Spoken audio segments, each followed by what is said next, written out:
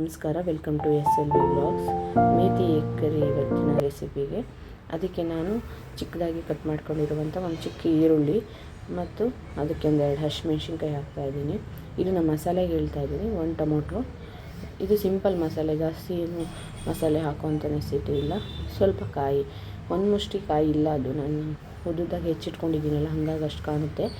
ಸ್ವಲ್ಪ ಕಾಯಿ ಹಾಕ್ಕೊಳ್ಳಿ. ಆಮೇಲೆ ಮೆಂತ್ಯ ಸೊಪ್ಪು, ಸ್ವಲ್ಪ ಕೊತ್ತಂಬರಿ ಮತ್ತು ಪುದೀನ ಸ್ವಲ್ಪ. ಸಿಂಪಲ್ಲು ಮತ್ತು ಜಾಸ್ತಿ ಮಸಾಲೆ ಎಲ್ಲ ಹಾಕಿದ್ರೆ ಒಂಥರ ಮಕ್ಕೊಡ್ದಂಗೆ ಆಗುತ್ತೆ ತಿನ್ನೋಕ್ಕೆ, ಆ ಥರ ಎಲ್ಲ ಏನಿರಲ್ಲ. ನೋಡಿ, ಇವಾಗ ಒಂದು ಗೆಡ್ಡೆ ಬೆಳ್ಳುಳ್ಳಿ ಹಾಕಿದ್ದೀನಿ ನಾನು. ಶುಂಠಿ ಸ್ವಲ್ಪ ಕಡಿಮೆ ಹಾಕ್ಕೊಳ್ಳಿ, ಒಂದು ಅರ್ಧ ಇಂಚು ಶುಂಠಿ ಹಾಕಿದ್ದೀನಿ ನಾನು. ಆಮೇಲೆ ಸೋಂಪು ಒಂದು 1/4 ಟೇಬಲ್ ಸ್ಪೂನ್ ಆಗೋಷ್ಟು ಸೋಂಪು ಕಾಳು, ಒಂದು ಎರಡು ಲವಂಗ ಹಾಕಿ. ನೋಡಿ, ಒಂದು 2 ಲವಂಗ, ಒಂದು ಚೂರು ಚಕ್ಕೆ, ಒಂದು ಚಿಕ್ಕ ಪೀಸು 2 ಪೀಸ್ ಚಕ್ಕೆ ಹಾಕ್ಕೊಂಡಿದ್ದೀನಿ ನಾನು. ಆಮೇಲೆ ಕಾಳು ಮೆಣಸು, 5ರಿಂದ 6 ಕಾಳು ಮೆಣಸು ನೋಡಿ ಹಾಕ್ಕೊಳ್ಳಿ ಖಾರಕ್ಕೆ ಅನುಗುಣವಾಗಿ. ಒಂದು 2 ಟೇಬಲ್ ಸ್ಪೂನು ಧನಿಯಾ ಪುಡಿ, ಒಂದು ಚಿಟಿಕೆ ಅರಿಶಿನ ಹಾಕಿ ಮಸಾಲೆನ ನುಣ್ಣಗೆ ಪೇಸ್ಟ್ ಮಾಡ್ಕೊಳ್ಳಿ.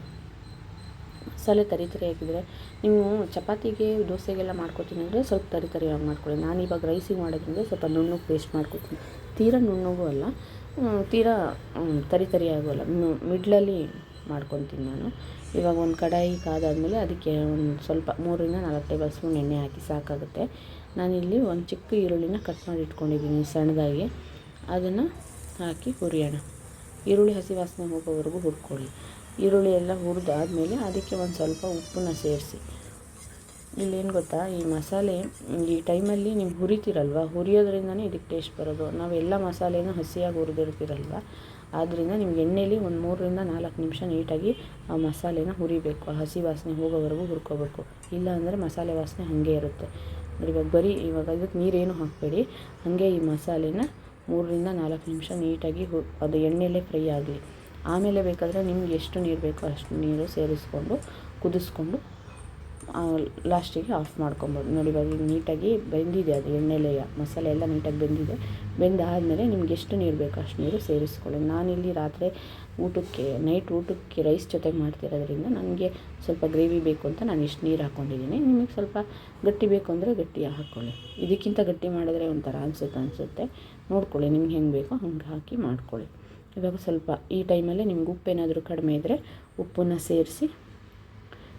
ಈಗ ಕುದಿ ಬಂದಿದೆ, ಅದು ಫುಲ್ ಖಾರ ನೀಟಾಗಿ ಕುದಿ ಬಂದಿದೆ ಮಸಾಲೆ. ಅದಾದಮೇಲೆ ಸ್ಟವ್ನ ಸಿಮ್ಮಲ್ಲಿ ಇಟ್ಕೊಂಡು ನೀವು ಇವಾಗ ಒಂದೊಂದೇ ಮೊಟ್ಟೆನ ಒಡೆದಾಕಿ. ಮೊಟ್ಟೆನ ಡೈರೆಕ್ಟಾಗಿ ಈ ಥರ ಸಾಂಬಾರಿಗೆ ಒಡೆದು ಹಾಕ್ಬೋದು, ಏನೂ ಆಗೋಲ್ಲ. ಬಟ್ ಸ್ಟವ್ ಮಾತ್ರ ಸಿಮ್ಮಲ್ಲೇ ಇರಬೇಕು. ಜಾಸ್ತಿ ದೊಡ್ಡದಾಗಿ ಆನ್ ಮಾಡ್ಕೊಂಡ್ರೆ ಏನಾಗುತ್ತೆ ಗೊತ್ತಾ, ಹಾಕಿರೋ ಮೊಟ್ಟೆ ಎಲ್ಲ ಕಲಸೋಗ್ಬಿಡುತ್ತೆ ಮತ್ತು ಒಡೆದೋಗ್ಬಿಡುತ್ತೆ, ಅಷ್ಟು ಚೆನ್ನಾಗಿ ಬರೋಲ್ಲ. ಈ ಥರ ಒಂದೊಂದೇ ಮೊಟ್ಟೆ ಹಾಕ್ಕೊಳ್ಳಿ. ನಾನಿಲ್ಲಿ 4 ಮೊಟ್ಟೆ ಹಾಕಿ ಎಗ್ ಕರಿ ಮಾಡಿದ್ದೀನಿ. ನಿಮ್ಗೆ ಎಷ್ಟು ಬೇಕೋ ಅಷ್ಟು ಹಾಕ್ಕೊಂಡು ಮಾಡ್ಕೊಬೋದು. ಜಾಸ್ತಿ ಬೇಕಾದ್ರೆ ಜಾಸ್ತಿ ಹಾಕ್ಕೊಂಡು ಮಾಡ್ಕೊಬೋದು, ಜಾಸ್ತಿ ಕ್ವಾಂಟಿಟಿಲಿ ಮಾಡ್ತಿದ್ದೀರಾ ಅಂದರೆ. ಈ ಥರ ಒಂದೊಂದೇ ನಾನು ಸೌಟಿಗೆ ಹಾಕಿ ಒಂದೊಂದು ಸೈಡಿಗೆ ಬಿಡ್ತಾಯಿದ್ದೀನಿ. ನೀವು ಹಾಗೆ ಬೇಕಾದ್ರೂ ಅದೇ ಹಾಕಿ, ಆದರೆ ಏನಂದರೆ ಸಿಮ್ಮಲ್ಲಿ ಇಟ್ಕೊಳ್ಳಿ ಅಷ್ಟೇ, ಇನ್ನೇನು ಇಲ್ಲ. ನೋಡಿ, ಈ ಥರ ಸಿಂಪಲಾಗಿ ಮಾಡ್ಬೋದು. ಇದು ಚಪಾತಿ, ದೋಸೆಗೆ, ಇಡ್ಲಿಗೆ ಚೆನ್ನಾಗಿರುತ್ತೆ, ರೈಸಿಗೂ ಚೆನ್ನಾಗಿರುತ್ತೆ, ಎಲ್ಲದಕ್ಕೂ ಒಳ್ಳೆ ಕಾಂಬಿನೇಷನು. ಸಿಂಪಲ್ಲಾಗಿ ಕ್ವಿಕ್ಕಾಗಿ ಆಗೋಗುತ್ತೆ, ಜಾಸ್ತಿ ಮಸಾಲೆನೇನಿಲ್ಲ. ಈ ಮೆಂತ್ಯ ಸೊಪ್ಪು ಯೂಸ್ ಮಾಡಿರೋದ್ರಿಂದ ಡಿಫ್ರೆಂಟಾಗಿರುತ್ತೆ ಒಂಥರ ಟೇಸ್ಟು. ಈ ಥರ ನೀಟಾಗಿ ಕುದಿ ಬರುತ್ತೆ. ಕುದಿ ಬಂದಾದ್ಮೇಲೆ ನೋಡಿ, ಇವಾಗ ಮೊಟ್ಟೆ ನೋಡಿ ಸಿಮ್ಮಲ್ಲೇ ಒಂದು ಮೊಟ್ಟೆ ಹಾಕಾದ್ಮೇಲೆ ಕೈ ಆಡೋಕ್ಕೆ ಹೋಗ್ಬಿಡಿ, ಯಾವುದೇ ರೀತಿ ಸ್ಪೂನ್ ಉಪಯೋಗಿಸ್ಬೇಡಿ. ಒಂದು 5 ನಿಮಿಷ ಆದಮೇಲೆ ಈ ಥರ ನೀಟಾಗಿ ಆ ಕಡೆ ಎರಡು ಸೈಡು ನೀಟಾಗಿ ಬೇಯಿಸ್ಕೊಳ್ಳಿ. ಉಲ್ಟಾ ಹಾಕ್ಬಿಟ್ಟು ಬೇಯಿಸ್ಕೊಂಡು ನಿಮ್ಗೆ ಎಷ್ಟಕ್ಕೆ ಬೇಕೋ ಅಷ್ಟಕ್ಕೆ ಗ್ರೇವಿ ಆಫ್ ಮಾಡಿಕೊಂಡ್ರೆ ಗ್ರೇವಿ ರೆಡಿಯಾಗಿರುತ್ತೆ. ನೀವು ಒಂದು ಸತಿ ಮನೇಲಿ ಟ್ರೈ ಮಾಡಿ, ಖಂಡಿತ ನಿಮಗೂ ಇಷ್ಟ ಆಗುತ್ತೆ. ನಿಮಗೆ ಈ ರೆಸಿಪಿ ಇಷ್ಟ ಆದಲ್ಲಿ ಲೈಕ್ ಮಾಡಿ, ಶೇರ್ ಮಾಡಿ, ಸಬ್ಸ್ಕ್ರೈಬ್ ಮಾಡಿ, ಸಪೋರ್ಟ್ ಮಾಡಿ. ತುಂಬ ಜನ ವೀಡಿಯೋಸ್ ಶಾರ್ಟ್ಸ್ನ ನೋಡ್ತಾರೆ, ಸಬ್ಸ್ಕ್ರೈಬ್ ಮಾಡ್ಕೊಂಡೇ ನೋಡ್ತಿದ್ದಾರೆ. ದಯವಿಟ್ಟು ಸಬ್ಸ್ಕ್ರೈಬ್ ಮಾಡ್ಕೊಂಡು ನೋಡಿ.